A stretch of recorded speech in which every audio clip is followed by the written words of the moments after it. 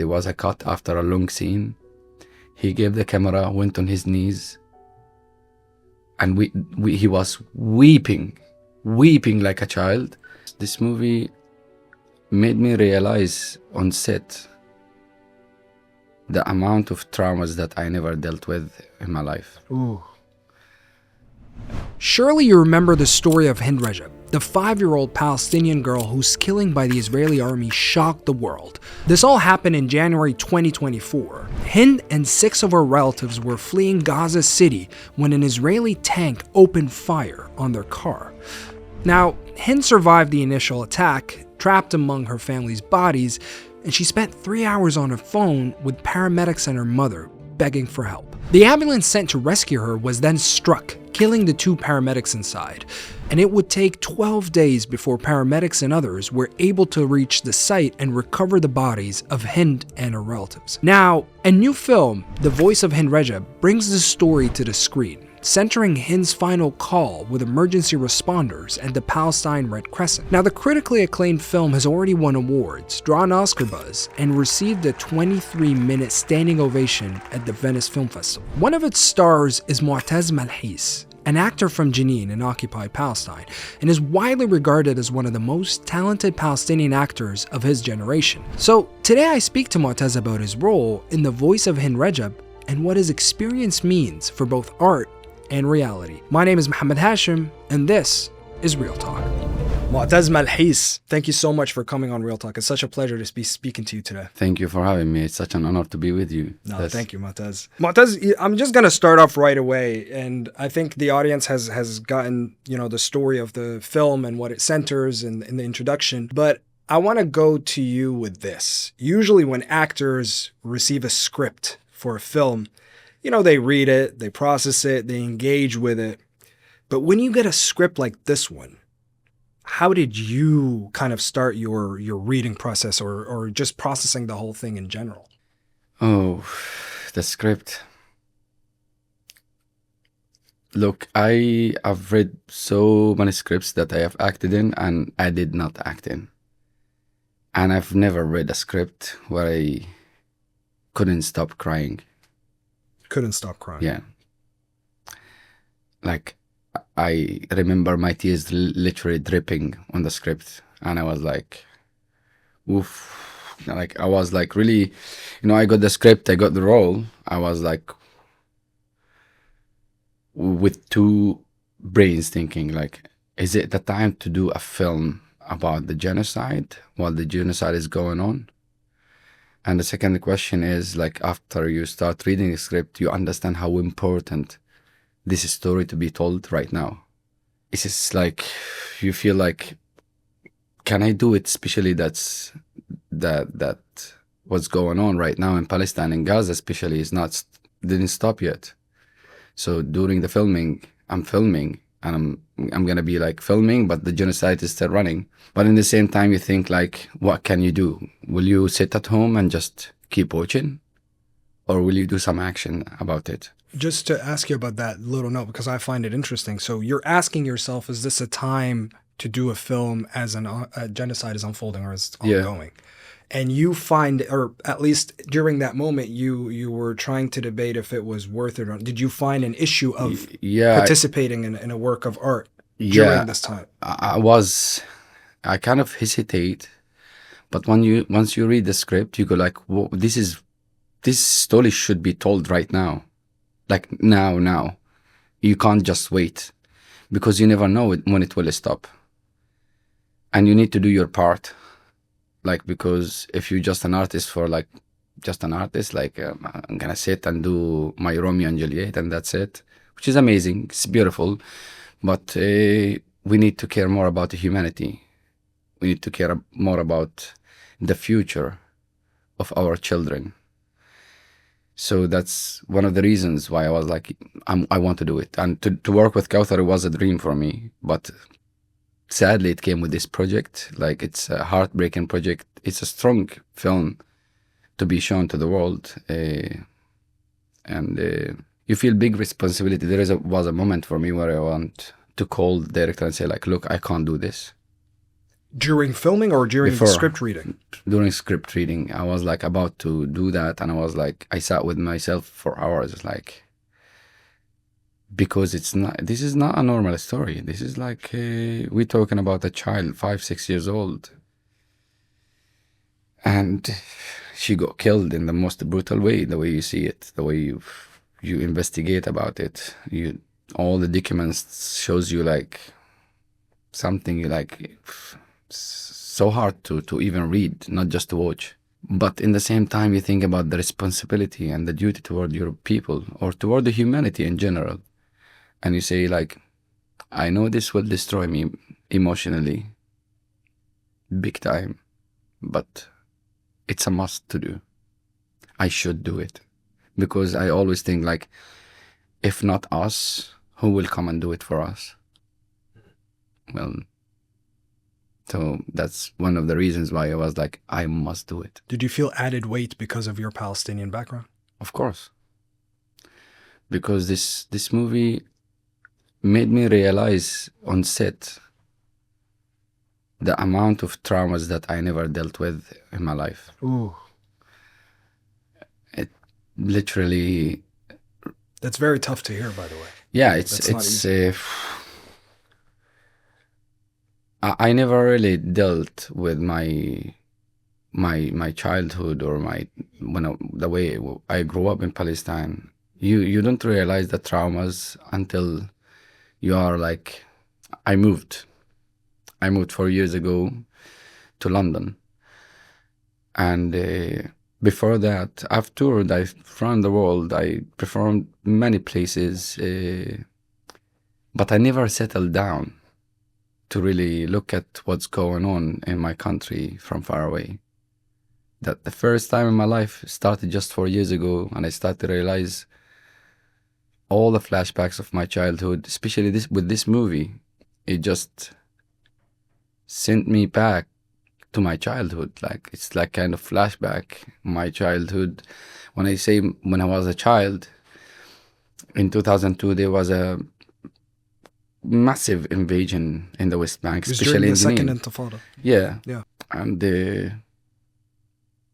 you just were surrounded with army, with bombs, with guns, with shooting, with the tanks and jeeps and Apaches and helicopters and all kind of these things. And for context, you grew up in the Jenin refugee camp. No, I grew up in the west side of Jenin, which is in a village in there, and I'm like literally 5 minutes away from an Israeli military base where they train there. So you weren't even in the refugee camp when this happened. You were actually outside of it, and still you got to witness all the violence. Like when the invasion happened, it wasn't just in Jenin refugee camp. Sure. The Jenin refugee camp got the most brutal way of this, like the way they destroyed it, the way they killed people in there. But the army was all around. It wasn't just in Jenin refugee camp. It was in every place around Jenin. Like, I'm like 7 minutes away from the camp. I'm not that far. Like in the car, 7 minutes you are in the camp. 5 minutes, 4 minutes driving, you are next to the military base. So you grow up with this environment and you think this is the normal until you start seeing what's going on. You understand this is like a non-stop trauma. It's like you might leave, you may never come back. This is the reality. And I've witnessed and I've seen a lot. But I never really sat down to deal with it. And sitting on set and doing this movie and hearing a child begging to be rescued, there where I realized, whoa, that's reminding me of a lot of things from my childhood that I never really sat down to deal with. And what was your train of thought once you came to that realization? Like, once you thought of it right away, what happened to you? I was like shocked from myself, like why I never sought like a therapist or somebody to talk to about all of these things that have been hidden inside my guts. And till now, I haven't like really, I don't feel like sometimes like I'm going to bed and I still hear her voice. Even when I'm walking the street, I could hear her voice in my ear. Yeah. Especially sometimes while I'm sleeping, I I also hear her voice in my dreams. It's it's hard to feel powerless. It's so hard. It's not an easy feeling. That's you're hearing a child begging to be rescued again. Like, this is not an easy thing. Like, even if you are made, your emotion is made out of iron, you will melt. Because the way I see children, I see them as angels. Children shouldn't be harmed. Doesn't matter where they came from or who their parents are or whatsoever. You know, I mean, children are children. Like, that's the way I see it. You know, there's something here that I kind of want to unpack. We're going to talk about everything else in a second, but what you touched on just a minute ago about not coming to terms with your trauma or not realizing the trauma or facing it for the first time, I think this shows so much. There's a lot to be said here about the plight of the Palestinian people, because I'll give you an example. I have a friend who's a photojournalist, who's a journalist, who was in Gaza at the beginning of the genocide, and he was there for about a year or so covering it, right, nonstop. And then he managed to get out, and we met not too long ago, and I was having a conversation with him, and I remember he was still, you know, on his phone and reporting and updating and putting out news reports and all of that. And I'm like, why don't you just take a minute? I asked him, I was like, why can't you just take a minute to just rest or just have a bit of time for yourself? And his immediate response to me really shocked me, or really put things into a lot of perspective in ways that I've never thought about. He said, you know, the hardest time for me and other Palestinian journalists in Gaza was when there was a short ceasefire, because then we had to actually face the amount of killing and the destruction.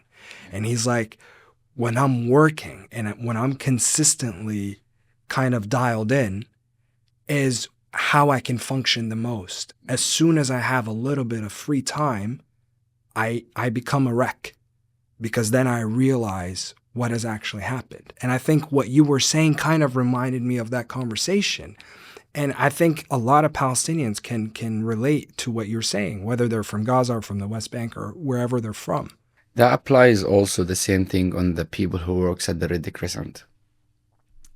When I was investigating the story from my side, like, you know, you have the director, she've done like a great investigation about the whole story through organizations, through the Red Crescent, through Hind's family.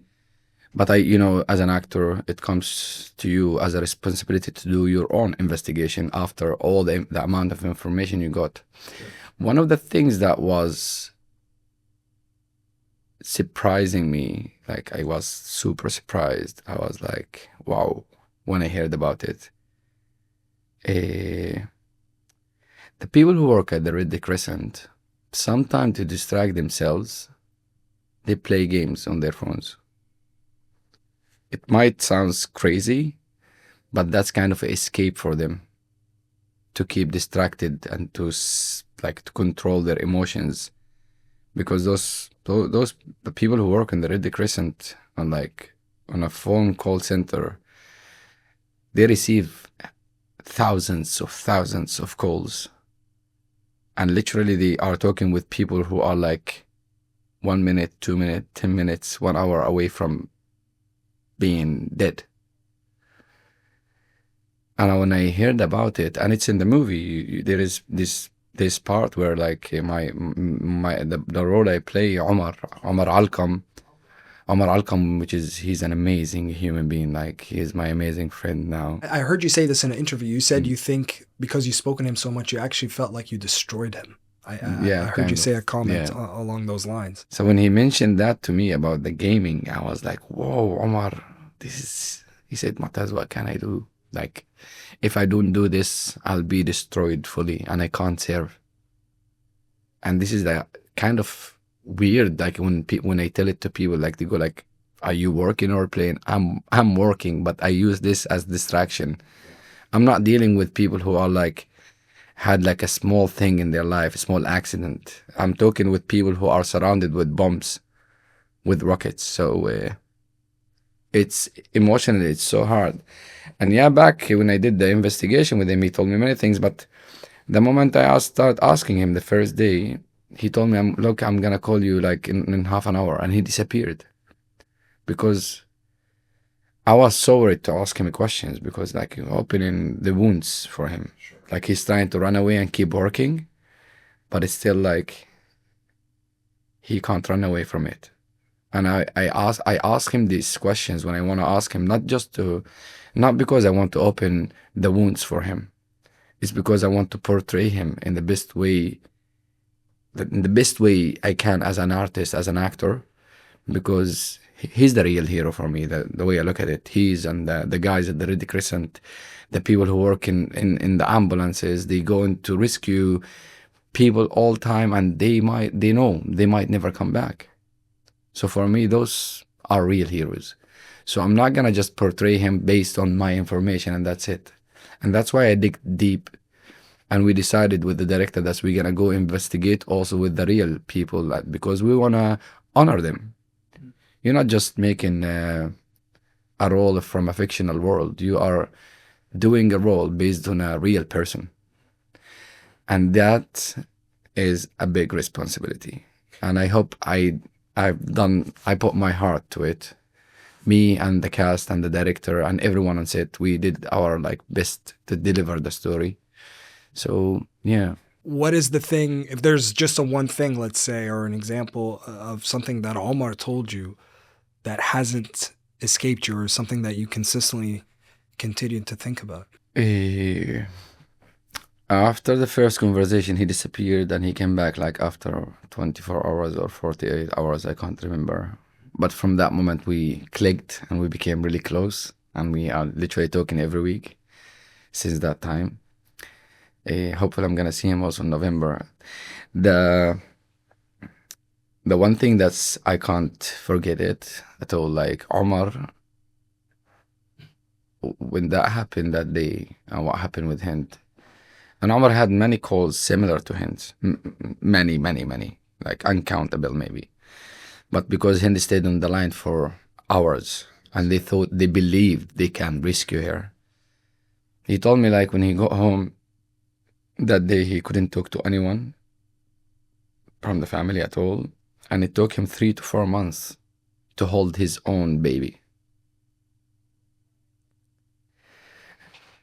And that wasn't when you tell me about your own flesh, your own son. He couldn't. He told me, Motaz, I don't know my body, my things it was. I was so scared.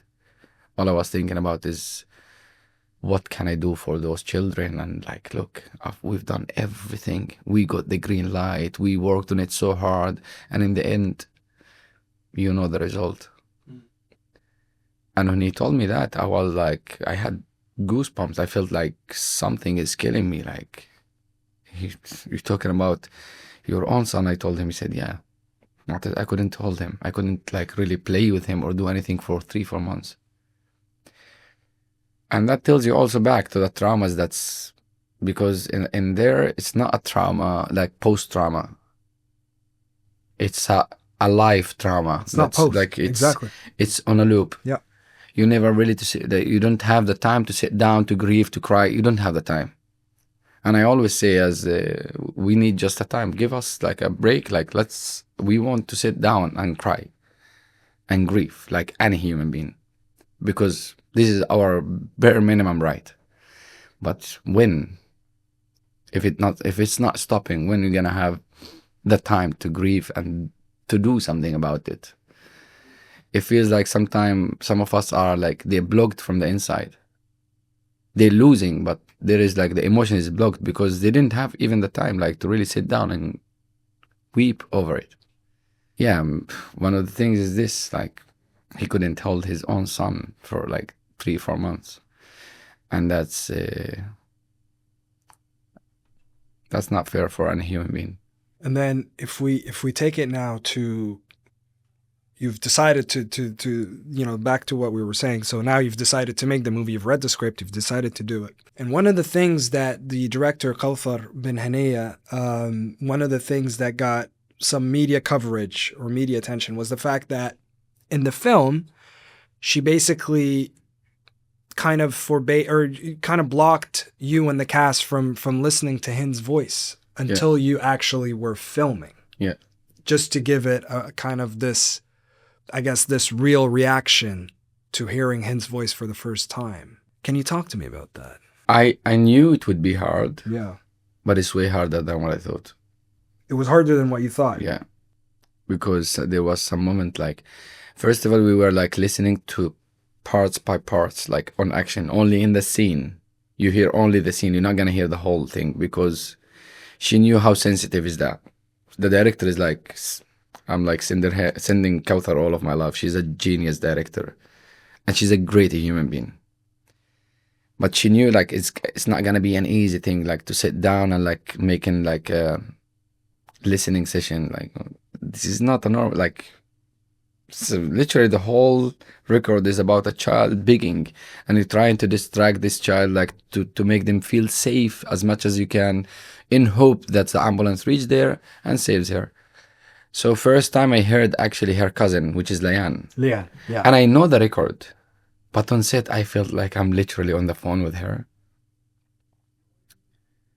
And the more you hear it, the more you feel like something is killing you from the inside. You're dying, you're dying. I felt like literally on set, I felt like I'm dying. I'm like dying every moment. Like thousand time of like you die and you're reborn and you die in the same moment again and again and again. And it's going on loop. There was some moment I couldn't carry on. I asked to just stop. My body was shaking like that. And I panic attacks. I couldn't stop crying because there was like literally one time where I felt I hold the actor Amr Hlehel, and I told him, bro, please, can we just stop?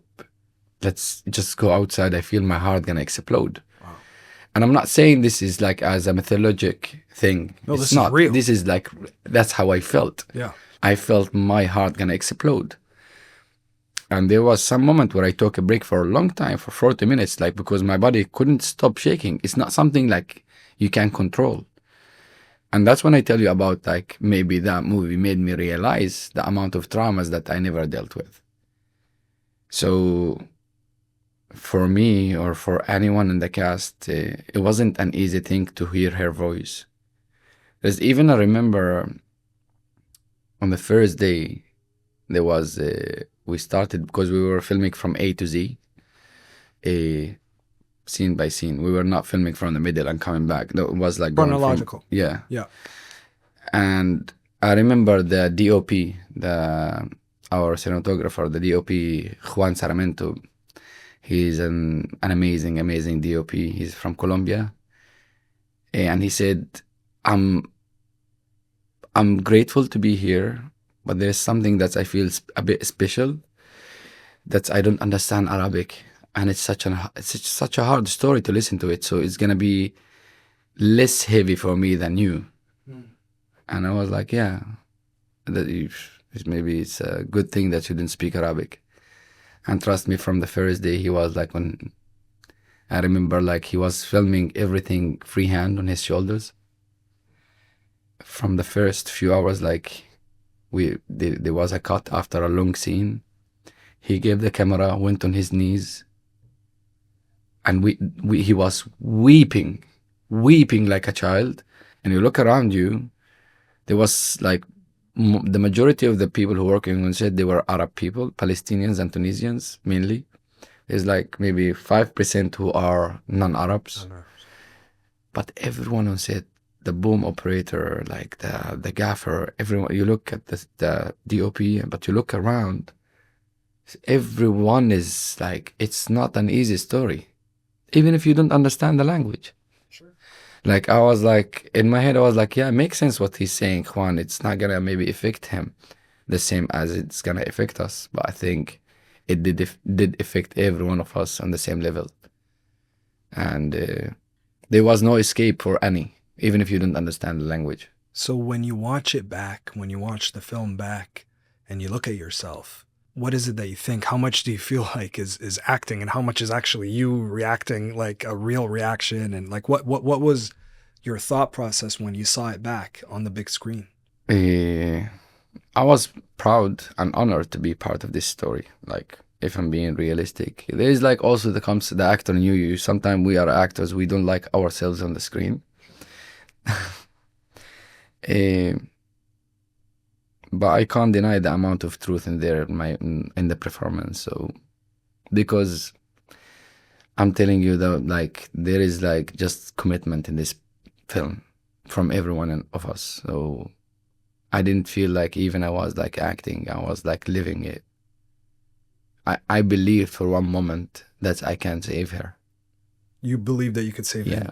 Hind. I swear that's what I like. My head just was in that direction, and I'm gonna save this girl, whatever it takes. But then you realize the reality is not like the same thing. And sometimes me as an actor, I believe in my imagination and I dive in it. I forgot about the reality, and maybe it's something good because that's one of the reasons why I act, because I want to achieve things that I can't achieve in reality. So at least I can achieve them in my imagination. Because there's some things that you feel like you are powerless, you can't change them. But you try. You try your best. You do everything you can in hope to have this change.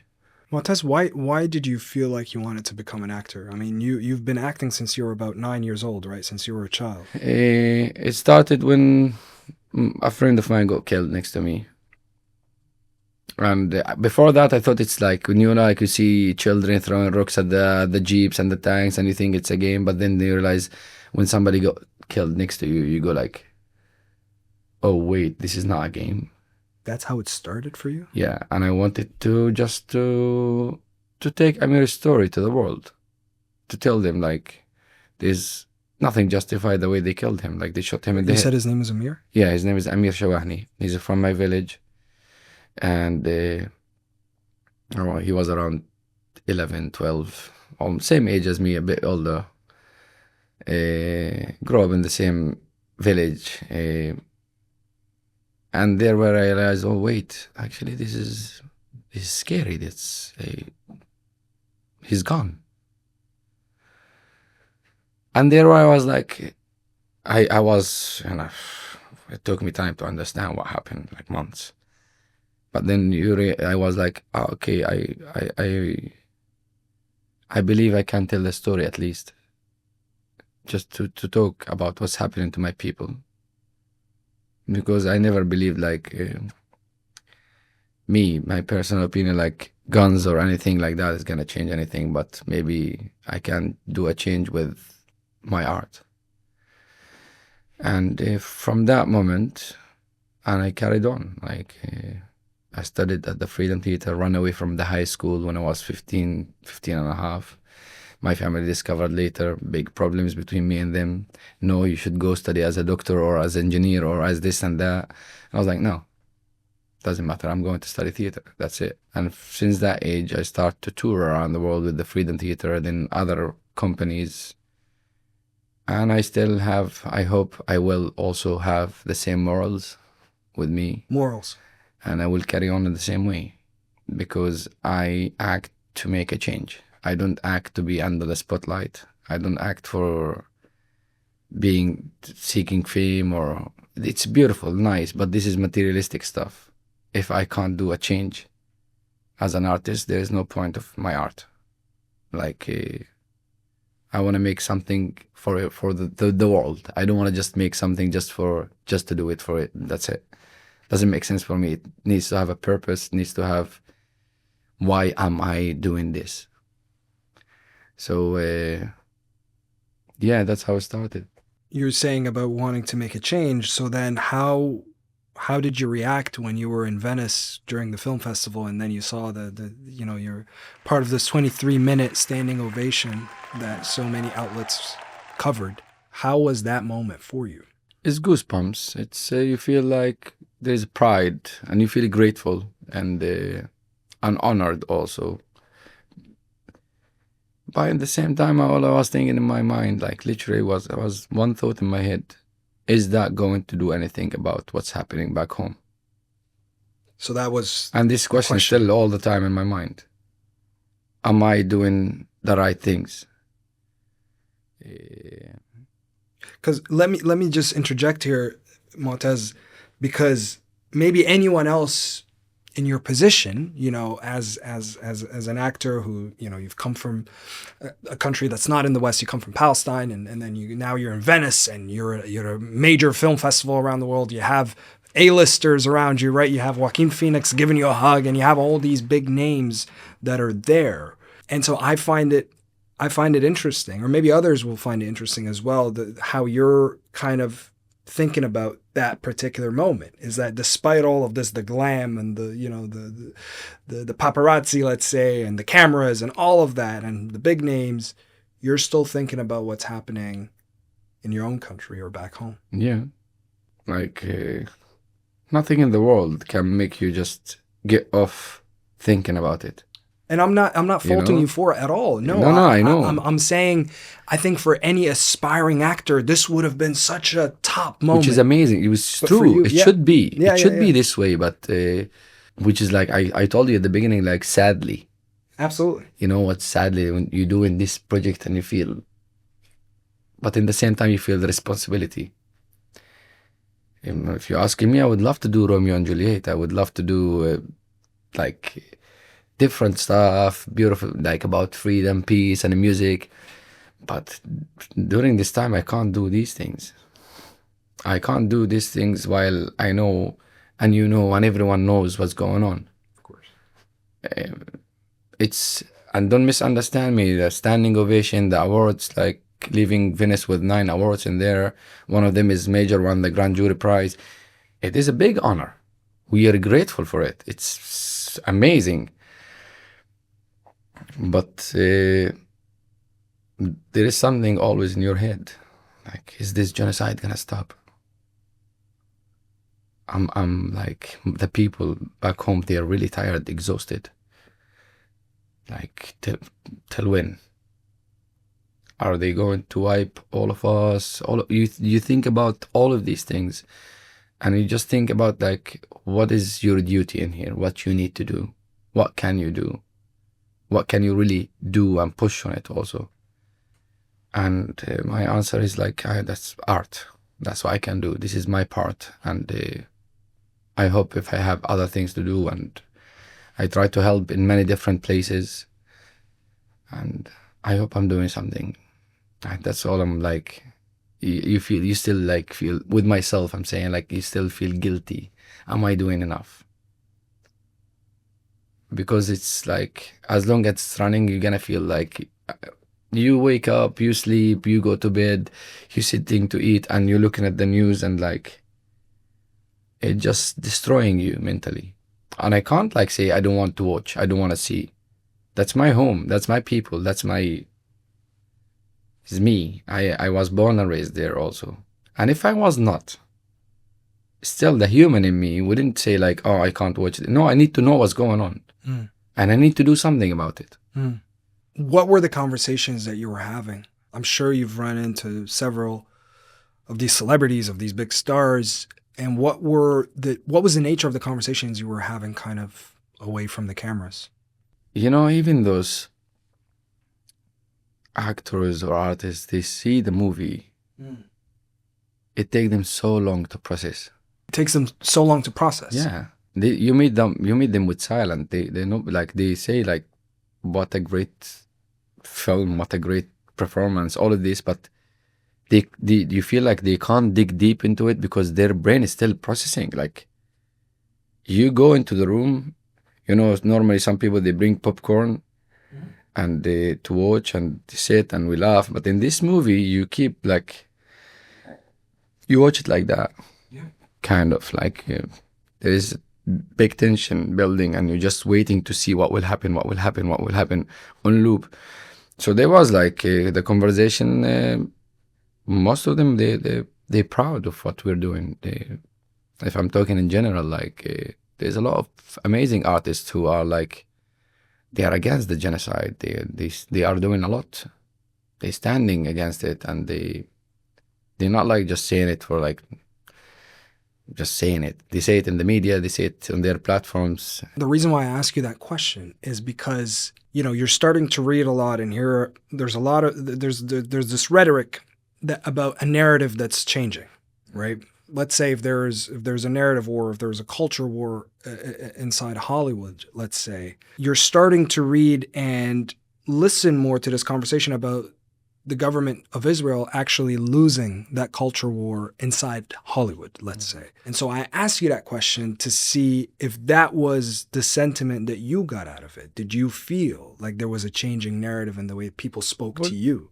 Well, it's not just Hollywood, like the whole world. The whole world is changing because they are like, I think this is kind of like you are not kind of, you are watching a live on your phone, on your screen. So there is no way to deny it. When you wake up and you sleep and you watch children's in pieces, women, men, like destroyed buildings like to the ground. Some places, some areas are destroyed to the ground. It's like you can't just look at it and say this is like, oh, this is fine or normal. It's like the human in you will refuse that. Any normal human being will refuse that. And it's the whole world is watching what's going on. You see in the streets, you see in like everything. You see, we both are watching the news. The people are like fed up. They want that to stop. And each one of us, they do their part. Some people in politics, some people in art, some people like in acting, some people in painting, some people in music, some people in journalism. You know, each one of us have their part to participate and to do something for the sake of humanity. So if everyone is like, the people are like, they start to realize what's going on in Palestine, most of the people around the world, just the last 2 years. Not because of the media, it's because of the social media. Yeah. Like, yeah. There's a scene in the film, Voice of Hind Rajab, where it's your character, Omar. It's like your character, Omar, is having an argument with Mehdi, who's his superior. Yeah. In the film. And you're arguing for why can't we get the ambulance to Hind right away? And he's telling you, no, you need to speak to the Red Cross, and you need to speak to Kogat. And Kogat is a unit in the Israeli military which has administrative affairs in occupied Palestine. But basically, he's telling you there is a process here that needs to be done. Yeah. And your character is saying, this is something that should be so much more simpler. The ambulance is only a few minutes away, and it could just take a few minutes for the drivers to get there. Now, the reason I ask you this is because I wanted to see if this basically taught you anything about the reality that Palestinians in Gaza are facing right now amid the genocide. Because I think it's such a strong scene which showcases the impossible conditions that have been created by the Israeli military amid this genocide. And this is what everyday Palestinians face in their lives there. First of all, it's not just through this genocide. This thing has been happening for long. When the army are in an area and somebody got shot, you need to coordinate. You can't just get the ambulance that easy. Yes. You need to coordinate, which is anywhere on earth.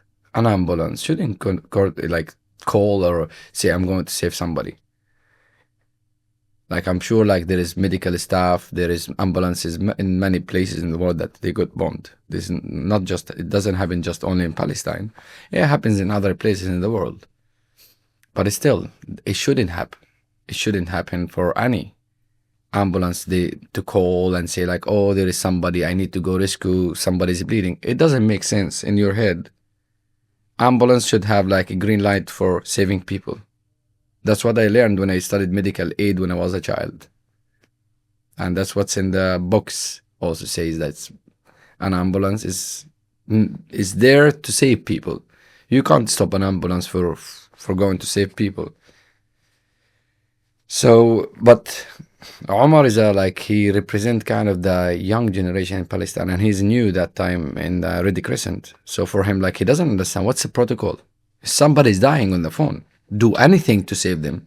And Mahdi is like for him, he's been working there for years and years, and he's the CEO, and he can't just rescue the team because he knows the result. If he just tell them, yeah, go without the green light, they're gonna be killed. So there was like kind of fire between Omar and Mahdi. Yeah. Because Omar wants to do it, doesn't matter what it takes. And Mahdi, he wants to protect the team. Yeah. Because he lost so many people. And he says in the real story and in the movie that if I lose this team, I'm leaving. I'm leaving there. I'm not gonna work at the Red Crescent. I'm just going. And he did.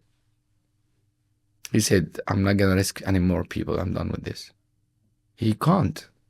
He can't just like deal with it mentally. Because he got the green light, and in the end, the result was the same. They bombed the ambulance, they killed the girl. So there's like Omar and Mahdi are so different in the movie. And this is based on reality also. That's the real characters are like this. For me, because I grew up in Palestine, I know the deal that you need to coordinate, but I didn't know about like, oh, there is a unit called Koga, to be honest. I didn't know like, oh, there is a specific unit, and like those details that's been built also by the director. It's just like she explains for you. This is what happens, 1, 2, 3, 4, 5, 6. And that shows you how much she cares about to tell the story, about how much she really investigated inside the story to represent it in the most, like in a great way, in a strong way, and without adding anything. Just keep it as it is. She didn't add anything. Everything that's in the movie, that what happened that day. Did you have a chance to speak to or interact with Hind's relatives, like her mother? Because I've heard Hind's mother give an interview about the film. Obviously, understandably, she said that she can't watch it. She isn't able to watch it. She doesn't. I don't think it's something that she wants to do. But she has expressed a lot of support for the cast and for the filmmakers around this project. And I'm just wondering if you had a chance to interact with any of his relatives. First of all, I want to just mention that without Wissam Rajab, we couldn't have done the movie. Like she need to give the permission for this. So Kaouther she built an amazing friendship with Wissam, and she showed her everything. What are we going to do from A to Z? And she got the permit, and from there she started the process. Because like you can't just go make a movie about a child his family are still there that time, and just do it like this. This is like, it's kind of dehumanization. It's like kind of disrespect for the family. You need to have a permit from the family. It's like you want to honor the child, you need to have the permission, because you can't just do it and without asking. Maybe some films that could happen this way without asking a family, but not in this film. No, I never talked to Wissam, but I talked to her uncle, like Hind's uncle, Ihab. Ihab, he's a good friend now. We chat a lot. We've been chatting a lot. And he's an amazing guy. He's been so helpful. I could talk to Wissam, but I don't know what to say. I don't know if you understand me, but it's gonna be so hard. I'm sure I will. I'm sure later on I will speak to her, and I would be so honored. But it's not an easy thing to have a conversation with with Omar. It was hard. With her uncle, it was hard. Like, you're talking about her mom. Yeah. I don't think it's an easy thing. Like, any question I'm gonna say or any comment is gonna be like, it's gonna just like, cut deep. I try to just to not having the conversation, because I know what's gonna be the result. It's gonna be tears and tears and tears and more depression. And she, like, they said, her family said, like, now hopefully they are safe and they survived, but still, like, you can't just erase the past and what happened. to the family. There were like other 6 members from Hind's family in the car who got also killed. Yeah. So no one ever talked to her. I want to also ask you, Motaz, about how you see your life right now since the moment you wrapped filming on this film, you wrapped up, to the press tour, till the moment that you and I are sitting together right now. How are you looking back at this stage in your life? Oof, I don't know. I'm telling you, like I'm grateful. I'm proud I've done this. But I kind of not thinking about myself. I'm thinking about the movie to reach to everyone in the world. Everyone needs to see it the way I see it. Like I hope everyone have the courage and to go really open their hearts and watch the movie. But I was not thinking about myself. Like many people, they're telling me like the role you did, the performance you did, this is this is gonna change all your career. But inside of me, like I go like, okay, that's great, but that was not my intention, you know. But I can't deny, like this is the compliments that I'm getting from producers, directors, actors who've been seeing the movie. I'm getting messages and emails and every day about my performance. You feel grateful, but in this, like literally, all you're thinking about, like, thank you, I love that, and it warms my heart. But the little Motaz inside of me is just saying, like, I just want the genocide to stop. I don't want to think about myself right now. If I'm being honest, like, I want this to stop. Then, about my future, about my career, then we talk about it. I will think about it. But while this happening, that you can't find, like, you can't really sit and celebrate even the success we've done. Cinema-wise, I'm talking. Sure, yeah. It doesn't make sense, you know what I mean? It's like this film is grief, it's genocide, it's. But how do you balance this, Motaz? I don't know. This is because it's such a hard thing that you're talking about. Yeah, I know, but I'm like, I have no celebration till now. I don't feel like I can go, yeah, we did this. No, because it's not stopping it. You can't. Like, that's the way I see it. Like, I didn't feel like, you know, normally, like when you win awards, you go throw up a big party and you celebrate and like you be like all over talking about it. But with this film, like, you go silently, go like, I'm grateful and I'm honored. But like the celebration itself, like, celebrate about what exactly? Like, it doesn't make sense. You know what I mean? But do you not feel like this is kind of part of, let's say, your sense of mission, having a mission or having a purpose, just taking these kind of projects, perhaps? Yeah, it's part of it. Yeah, I told you why I started acting. Exactly. So maybe next movie gonna be some happiness in it. I don't know. Then I'll celebrate and you'll see me like reacting in a different way. But it's still like, also like, awards are great. It is like any actor, any director would be happy to get awards. It's a big thing. But I will be grateful all the time for these things, but I never acted for these things. Right. And that's why maybe like I got nice critiques talking about me and my performance, because maybe that's not my intention and my focus. My intention and my focus is to serve the story as much as I can. Like, even in this, especially this movie, it's other movies you feel like, oh, I'm like a star and all of this and that, but keep it humble is the most important thing. Keep your feet on the ground. But in this movie, every one of us was thinking how to serve the story, not how to come on set as a star. There was no vibe like this. I felt like a family. I felt so much trust between us, so much love, so much care. And every single person on set, from the director to the person who taking care of us, making coffee and food for us, to the cast, to the producers, to everyone. everyone is coming with a humble heart and with responsibility and with a duty and with love and care and respect. And there was so much freedom for us there. The director, she just created an amazing atmosphere inside the set.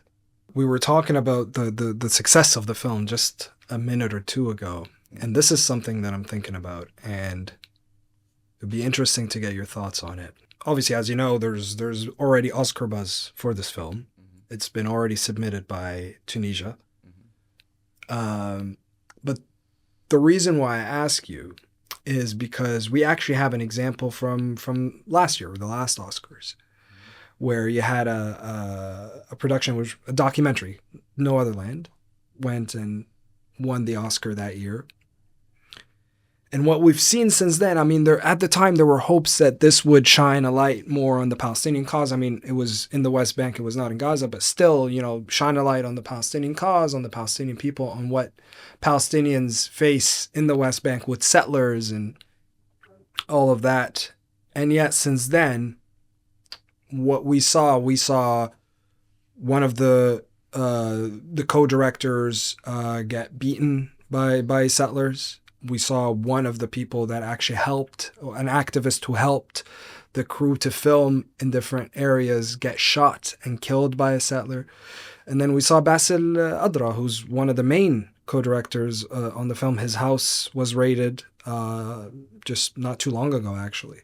The reason why I list all of these things is because there was still a bit of a silence. I mean, I remember when the movie won the Oscar, there was encouragement, and then people were like happy for it. And you had all these liberals, different, stars in Hollywood speak out in favor of that film winning. And yet there was still quite a silence. You had these Oscar winners face all of these different threats or face all these different assaults. And yet nobody kind of came to their defense, even vocally. And I list all of this because I want to get your thoughts on, let's say, The Voice of Hind Rajab goes and wins an Oscar. Do you really think that it could have some meaningful change, not necessarily on the ground, but within people's minds or within different circles? Well, first of all, I hope we reach the Oscar. That would be a big thing, like for the movie. And I hope, I can't expect the future, but I hope it will bring a change, because that's the purpose of the movie, to make a change. And to tell Hind's story mainly, also, like what happened to her, to this child. All I hope it's gonna open more eyes, like from all around the world. And the Oscar is in America. We have millions of people living there. And if we succeed to show the movie to the people, that would be great. I don't know what will happen, but all I hope is for the best. It would be great if we reach to the Oscar. But what I can't expect. I'm an actor. Like, I can't really expect.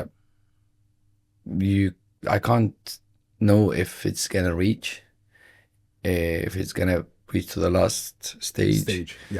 But if it does, that would be amazing. It's like you're talking about one of the biggest awards in the world. Like, this is the reality. And all I'm hoping, like, I don't want to tell the people, like, just go and watch, like, without, you don't read about the movie, just go you yourself as a audience, just sit in the cinema, watch the movie.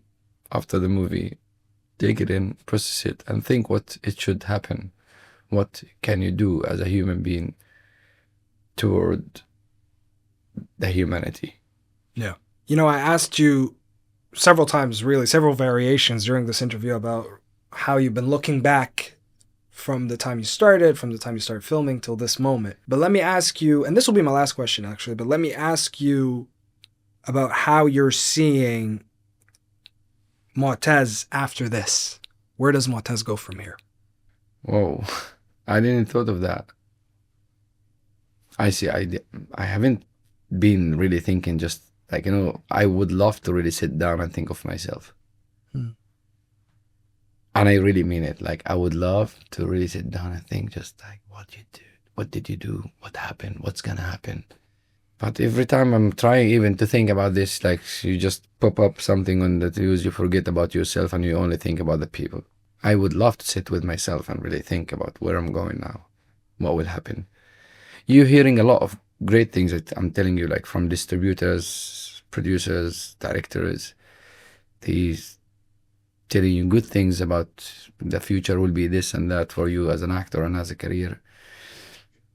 Which is amazing to hear it as an actor, but like I'm telling you, like I didn't have the time like really to sit with myself and like really just think about this. Like since the premiere, I've been just traveling and talking about the movie with the audience, do a Q&A from a festival to another, from cinema to another. And normally you go for some, when you do a movie, you do some festival, you do some screening and that's it. But with this movie, like the responsibility is way bigger than anything I've done before. And I repeat this again. This is one of like the biggest honor of my life as an artist, is that I played the role of Omar Alcom in The Voice of Hind Rajab to tell Hind's story. This is the biggest honor of my career, if I'm being realistic. And I'm grateful. I'm super grateful for the festivals who are honoring us, honoring the story, awarding the story, and for Kaouther for having me on set there, and for every one of them. Like, the love I had on this set is beyond my imagination, and it's like something I can't even express. And I genuinely hope that everybody listening, everyone watching, that, for them to really go watch this project. I really do. I hope so. And Motaz, honestly, thank you for taking the time to come and sit with us. Thank you. Thank you for having me here. No, absolutely. No, this was a pleasure. Thank you for coming on Real Talk, Motaz.